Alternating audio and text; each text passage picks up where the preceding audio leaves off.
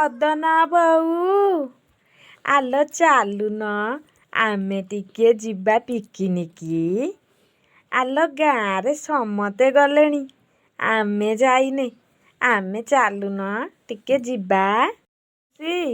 ଏ ମାଉସୀ, କ'ଣ କହୁଛ? ବୋଉ ପରା ଘରେ ନାହାନ୍ତି, ପିକନିକି ଯିବା? ହଁ ହଉ, ବୋଉ ଆସନ୍ତୁ, ଆମେ ସମସ୍ତେ ମିଶିକି ପିକନିକି ଯିବା। ହେଲା, ବ୍ୟସ୍ତ ହୁଅନ୍ତୁନି, ବୋଉ ଏଇନା ଆସିବେ। ନେନ୍ତୁରୀ ବୋଉ, କ'ଣ କହୁଛୁ? ପିକନିକି ଯିବା? ହଉ ରହ ଟିକେ, ଆମେ ପିକନିକି ଯିବା। ଆଉ ସମସ୍ତେ ଗଲେଣି, ଆମେ ଯିବାନି? ହଉ ହଇଲୋ ବୋହୁ, ହଁ ଆମେ ପିକନିକି ଯିବା ଲୋ। ସେ ମାଉସୀ ପରା ଆସିଛି ଡାକିବାକୁ।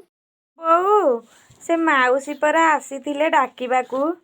ହଁ ଚାଲନ୍ତୁ ସମସ୍ତେ ମିଶିକି ପିକନିକି ଯିବା। ଆପଣ କୁହନ୍ତୁ, ଆପଣଙ୍କ ପାଇଁ ବ୍ୟାଗ୍ ପ୍ୟାକିଂ କରିଦେବି।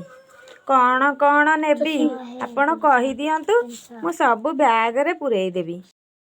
କ'ଣ ନବା ଯେ?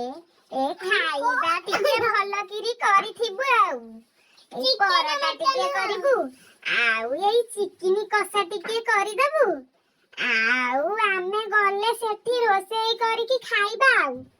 ଆଉ ଶୀତ ଜିନିଷ ସବୁ ନବୁ ବା, ନହେଲେ ମନ ପଡ଼ିବନି ଯେ। ସବୁ ଭଲକିରି ବ୍ୟାଗରେ ପୂରେଇ ଦେଇଥବୁ। ହଉ ହଉ, ଯା ତୁ ଚିକେନ କଷା ଟିକେ କରିଦିଏ। ଆଲୋ ହେ ମଦନ ବୋଉ, ଆମର ସବୁ ପ୍ୟାକିଂ ସରିଲାଣି।